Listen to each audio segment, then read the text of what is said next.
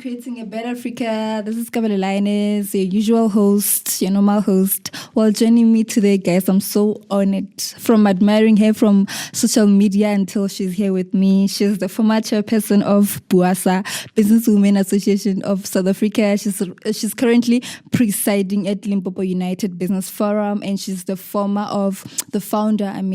of image consultant and trainee Etiquette. Again, she's the founder of O'Clock. You'll get to hear more from her other than Tshepo Mathabatha. Thank you. Hi, Kataron, the viewers and listeners of this podcast. Mm-hmm. Thank you for joining us. My absolute pleasure. Mm-hmm.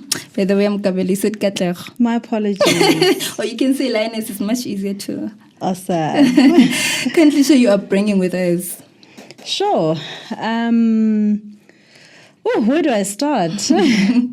There's so many intricate turns, but I was born in Skukune, and I was raised my formative years by my mother's family, as my parents were still building their careers. Sure. And my fondest memories will have to be spending time with my grandfather and grandmother, who were avid tea drinkers. Seems like you've got same grains. Wow. Yeah, absolutely. So we would spend a lot of time either in the kraal with the animals, nice. From goats to cattle, like cows and that. And my grandmother was a crop farmer. And it's those crops that took my mom and her siblings to school. My mom is the only girl. Sure. Out of 6 boys. So just like her, I was pampered to death. I've got gifts and spoils from all 6 uncles, 3 of which are still around. And when they're there, I don't lift a finger. Oh. So I grew up fairly spoiled. Sure. I was pampered with love, from both my maternal and paternal families. Sure. And all I remember is, the beautiful things. Yeah. My paternal grandmother was also a cattle farmer. And Matladi would share stories of how she started her business. And I remember one such story now. She says how she started building her kraal was that my grandfather would send money from Gauteng back home, a telegram. And the purpose of that money was to build a house back in Gauteng. And she had vowed that she's not going to settle in Gauteng. So she was taking that money and buying cattle. Oh, wow. And it's that cattle that took her children to school, my father included. Sure. And it's a phenomenal story of the wisdom of a woman and how much foresight she had, just in terms of how to better care for her children. Sure. And I think we're here today and we lead these lives because of the decisions that they took. And just recalling these stories reminds us of how much impact the decisions that we take today will have on generations to come. Sure. So I was raised by really powerful and dynamic women. And it's not a mistake that, my life turned out the way it did because, they were trendsetters in their own right. And and it's ironic. My maternal grandmother dressed very well. Immaculate. Very hygiene conscious. Bath twice a day, it's a standard. I've got one uncle, he baths in the morning before he goes to gym, after gym, and in the evening before he sleeps. Yes.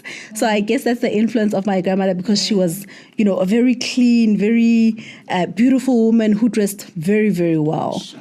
So now that I'm an image consultant, I'm actually taking pointers from her. And image consultancy was not a thing in her era, but that's just how powerful the ministry of the woman that raised me is and how much influence it has in my life today. She's such a force to be reckoned with. And so are you. You took it from her. Yeah, no. And it's like you doubled it or tripled it. Oh, no, you should see my mom. Oh! Oh, okay. So, are you related to Tshepo, like the former premier Tshepo Mathabatha? We share surnames, so somewhere there must be a relation. You know, we're all intertwined Mm-hmm. somehow, some way. So you and I are probably related too. Probably, because I'm coming from that side as well, but There it's we in my go. fair. There we go. So, about the image consultancy, I wanted to talk about it in the House of Impressions at A. Can we just unpack that? Oh, certainly. 2007, I started my first business. Sure. And it was in eventing. And I would come up with these beautiful themes and creative ideas of how to put together and curate like beautiful experiences for people at events. Sure. But nobody would comply with the dress code, number one, because interpretation was an issue. Nobody knows what cocktail is. Sure. You know, coming from Marakala and Muleji and Radikale, you don't really have an inkling of what that means. So people would come inappropriately dressed, you know, by my standards anyway. And people would eat their main meal with their spoon. So by the time you get to dessert, there are no spoons on the table. So now it means that I have to change the briefing for the caterer so that we make provision for such things. Sure. And then you realize that people are becoming global citizens. We're traveling around the world. We're traveling to other cities. And you need to be accustomed to these etiquettes. So I decided to study, etiquette. Okay. My intention was not the image, but more the etiquette, because I wanted people to be able to use, dining utensils and make my job easier as an image consultant. So that's where House of Impressions comes from. Oh.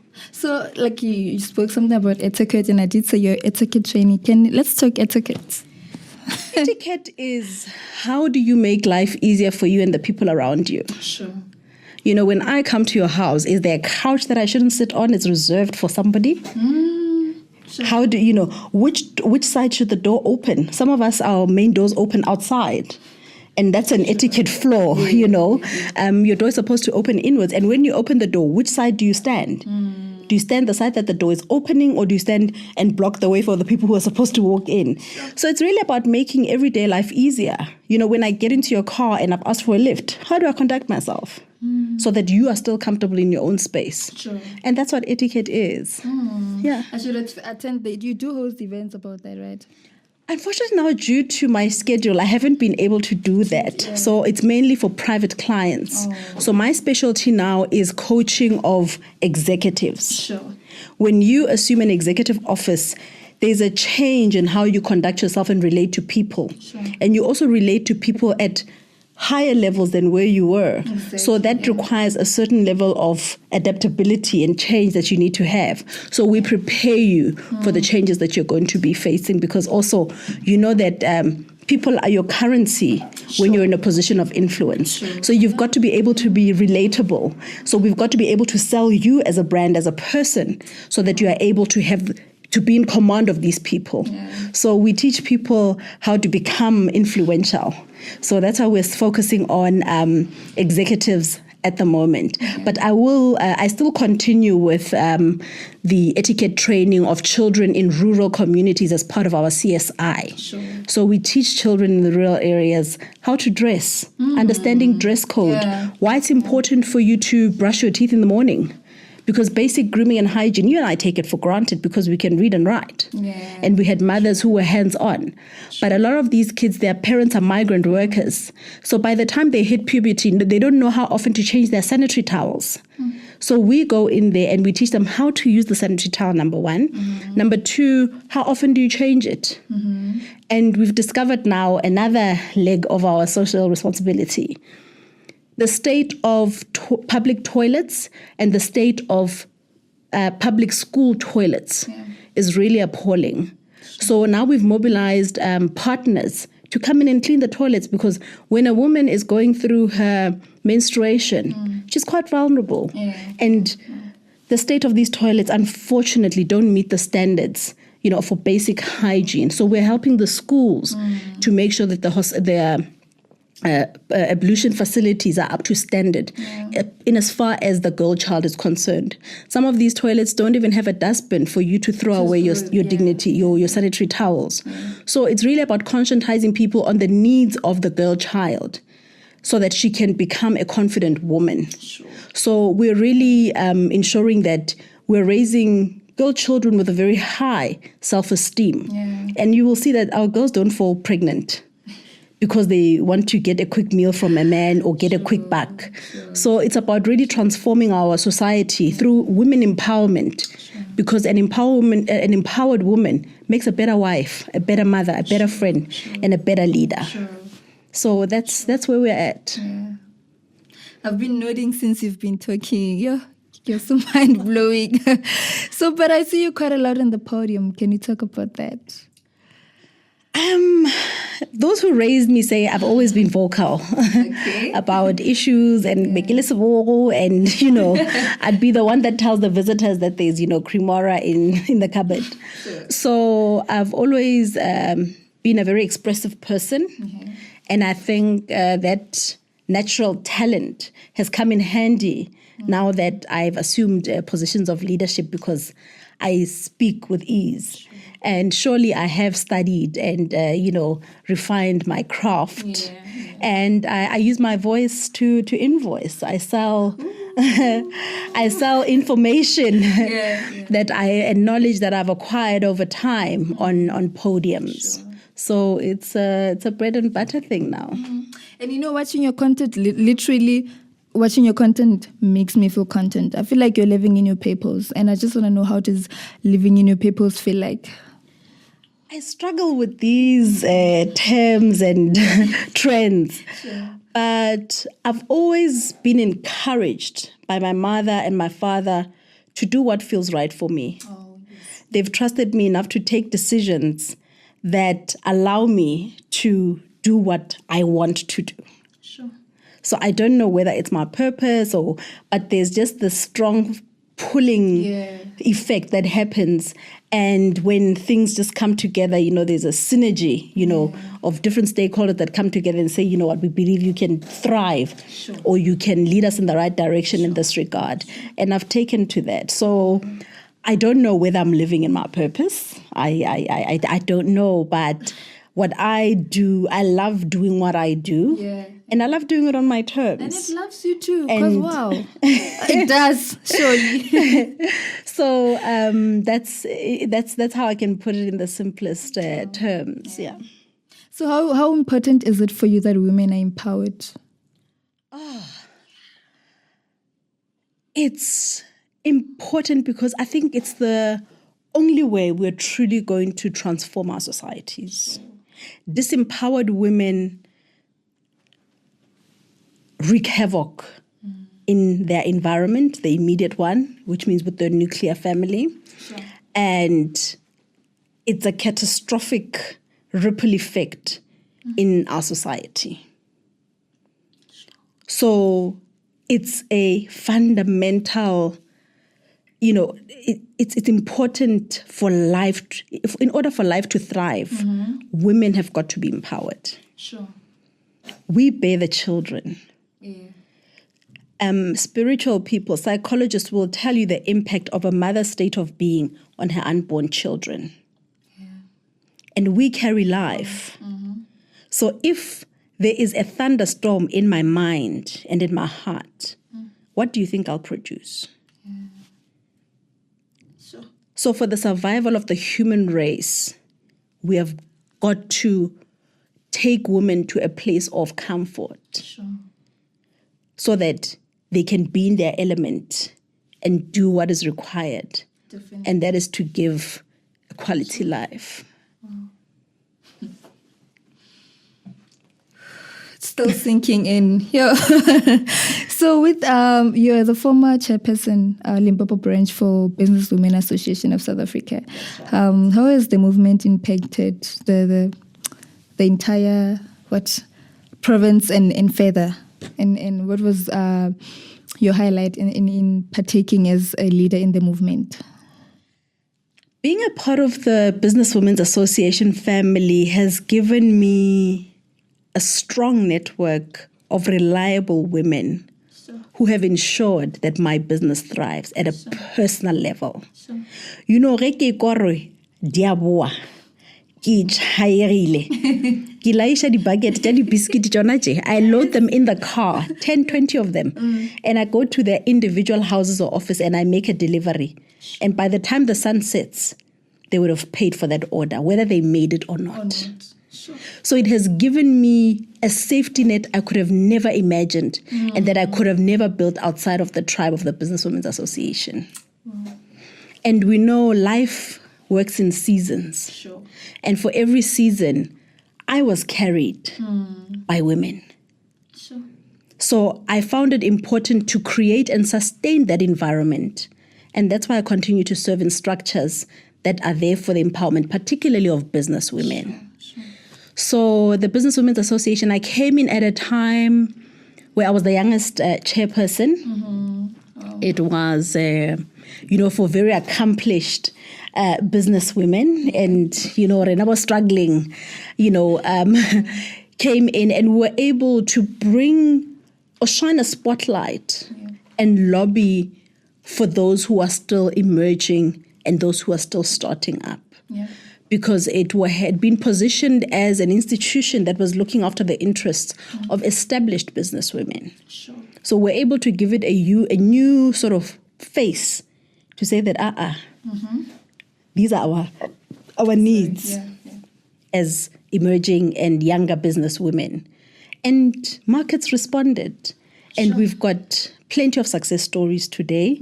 And honestly, I grew a lot during that time as a person at an individual level.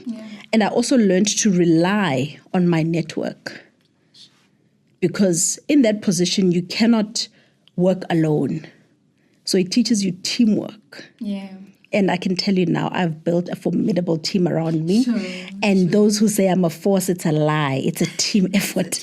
I'm carried by so many people that I rely on for different things. And I was afforded that opportunity through the Businesswomen's Association. Oh. And now you're currently presiding the Limpopo United Business Forum. Yes, the Businesswomen's Association, after my term, forwarded me to the Limpopo United Business Forum because we were an affiliate of the Limpopo United Business Forum. And I've been the president since 2021. And my term comes to an end next month. And wherever I go, I serve one term and I move on. How has the term been so far? Because now it's coming to an end. Yes, I think managing 25 different organizations that are all there lobbying for their interests can be challenging. But I gave myself one assignment. And that was to ensure that people know that they have a home when they have challenges in business. And we can resolve issues around a boardroom table and not in the streets. And I think we've accomplished that because even the most radical activists in the business space now are able to say, okay, we need to call a meeting. They don't hit the streets in protest. So I like to think that, mission accomplished and we can move on to the next. So meaning you're okay with ending the term? You've done all, you've exhausted yourself, you've utilized all that you could. I've given it my best. Joining me is still Tshepo Mathabatha, guys. I hope you're still watching. So like the tea, the biscuits, how lucrative is the tea o'clock? Lucrative for any sector or business right now is, we're all on shaky ground. But how I started 2 o'clock was that wherever I went, women were saying they need capital to start a business. And I said, nix. You need creativity. And we all have access to different resources, whether it be people, whether it be some kind of asset or equipment. We have it. We underutilize what we have at our disposal. And 2 o'clock was a proof of that concept. To say, guys, you can start a business with 300 Rand. I started 2 o'clock with 300 Rands, my cell phone and my social media account. We started baking then and we haven't stopped since because the orders just kept coming. So it was to say, you don't need 50,000 Rand to start a business.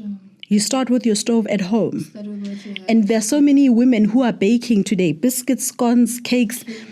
And I'm not intimidated by that. I work with them and I take them to where I have succeeded. I take you to the retailers where I was able to get shop space. Sure. Because there's so much room for us. There's a place for each and every one of us. How I bake and how you bake will be completely different. Sure. And I think we are made to think that we must do the same thing that's working for me so that you can also, Kanti, you can do your own thing, and there are people who will, yes. So I really believe that we need to demystify this myth that things are scarce. Sure. By ensuring that we collaborate. Sure. Let's not be too quick to compete. Let's try and work together first, see how that works.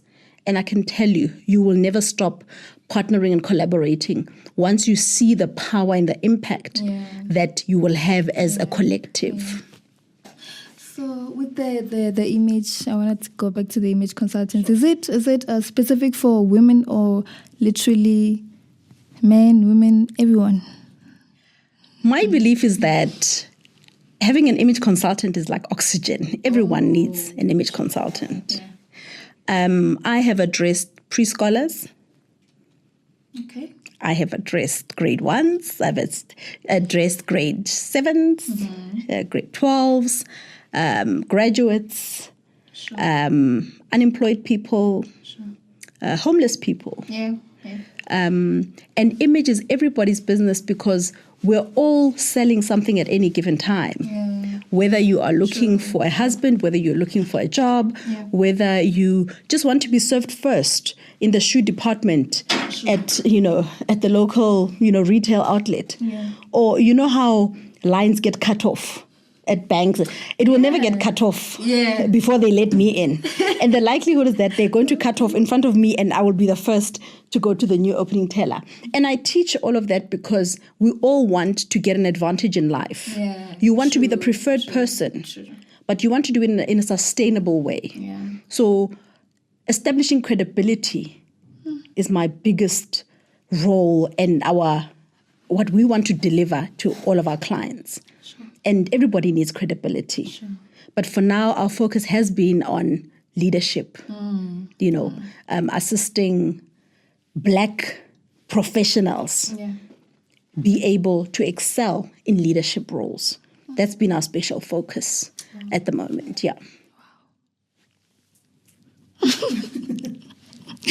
So I saw something on your page, the 5-day program entrepreneurship, talking about the image consultancy, and I just want to ask about the 5-day entrepreneurship program, partnering with the CSI. Is it CSI? The University of Pretoria. Yes, that's part of LUBF work, and I'm super proud of that project because I really think we're exiting with a bang, our current collective, by ensuring that we deliver a 5-day program that is going to be certified by the University of Pretoria to 300 startup entrepreneurs throughout the province.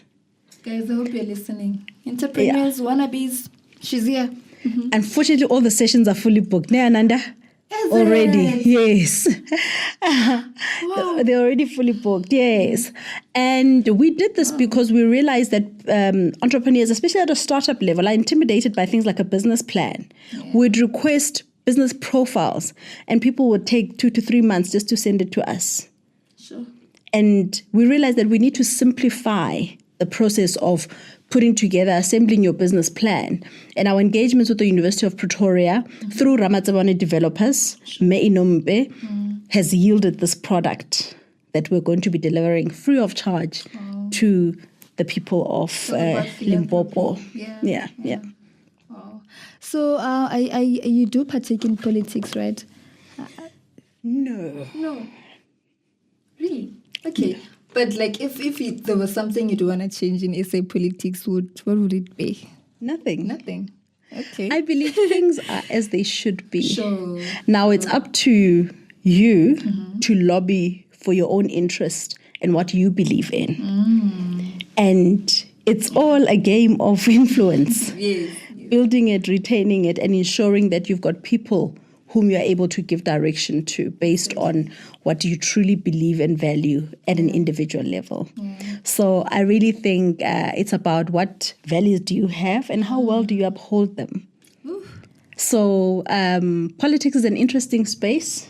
Yeah. I have led, in political structures in my youth. Mm-hmm. And there is a party that I follow. Yes. And I truly believe that through what this party envisions, we can turn the corner as a country and alleviate, the social injustices that exist that continue to oppress people, particularly Black people, women, children, and people with disabilities. And I really believe that the unity of Africa is sacrosanct. We've got to bring the continent together. Sure. And in order to do that, you need a giant to bring that dream to reality. Sure. And small things can never give you a big thing. Yeah. So let's leverage what we already have. Yeah. And the party that I belong to, you need to be able to get your hands dirty. Get in there and do the work. Yeah. You can't be sitting on the sidelines with a loud hailer and coaching others to do the work. Sure. And I think that's where we're not finding each other with our electorate and our supporters and sympathizers. You've got to be able to come in and make the difference. From outside, there are limited things that you can do. And a lot of the lessons that are carrying me through my life in my business, I learned in my upbringing in politics. And I wanted to ask, what keeps you going? Like, it could be a code, script, anything, literally. They need to be happy. Yeah. My son told me he wants to go to Orlando, Florida. All right. And when he's happy, I'm happy. So I need to raise those funds. So in order to raise funds, it means I must generate revenue and improve, what I'm taking home. So it's about looking. So it's a ripple effect. One thing leads to another. Sure. So it's never just. So I want to see him happy, and I want to see him thriving. Yeah. And he says, "Look, I want to learn the piano. I must pay for the lessons." Okay. So Talk about being a mom. Yes. And also freedom. Yeah. I value my freedom of choice, freedom of association. Yeah. I want to be able to, go and have a coffee with my friend at 9:00. Sure. And if I must be at your institution and let look at 7:30, it won't work for me. Yeah. So I take decisions based on how free am I to do what I really want. Yeah. I really have to commend you for who you are. You're so. I don't know how much credit I can take for that because it's influenced by so many different things. Yeah. So I wish we could get to have the whole conversation, like for the whole day. But you're so busy. You've got schedules coming up, and then yes, I've got a meeting with the Women Economic Assembly. We're appointed by the presidency to implement the 40%. That must be spent on women enterprises in public and private sector. Sure. So we have weekly meetings where we give feedback. So I've got to connect to that session now, and I've got feedback. There's progress on the Limpopo front, particularly in the property sector. I've just appointed a lead, Ms. K. Chipana, and I'm very excited for what we're going to be rolling out in that space because it's going to create a lot of jobs in the process. Sure. So, the responsibilities are endless. Allow me to plug my audiences so they can check on your page, Tshepo Mathabatha, because you're busy with the startup entrepreneurs and everyone. And I know, if not every one of us, we want to create impact, and that is through business or something. So they could just check on your page daily. Maybe something can come up since the program is fully booked, like you're saying. Next time, hopefully. We've got plenty of activities, so I'm sure they'll be able to plug into other opportunities that we avail through our platforms. Yeah. And this is why you should follow Tshepo Mathabatha. So what words do you have for fellow Africans in ending? Find a cause. Sure. Find a cause so that you can be valuable to the people around you. Sure. And in order to continue where our forefathers left off. Sure. Let's stop pursuing short-term wins. Yeah. Let's play the long game. It comes with sacrifices, but have a cause. Leading a life with a cause is so fulfilling and makes you so valuable to so many people that will protect you at every turn. Sure. So we work too hard to impress each other on very fickle things. So I say anybody with a cause is my friend. Sure. And we'll be brothers and sisters in arms. We are brothers and sisters, right? 100%.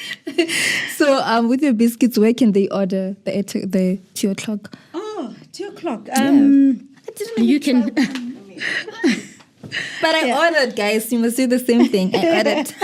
Yes, 2 o'clock you order on our WhatsApp line on 073 8788 014. You just drop us a WhatsApp and we prepare your order for when you need it. And I called you. I called Anand and like a few hours left before we could meet. I was like, would you be able to prepare it? I'm glad you could deliver. Thank you so much. Most welcome. And this is for you. This is for you. Oh, wow. We love gifts. Thank you. Thank you. Thank you very much. Thank you so much for your time, squeezing me in your schedule. We appreciate it so much. My audiences have always been looking to and keen to hear from you. So I'm happy that I'm finally going to be able to deliver.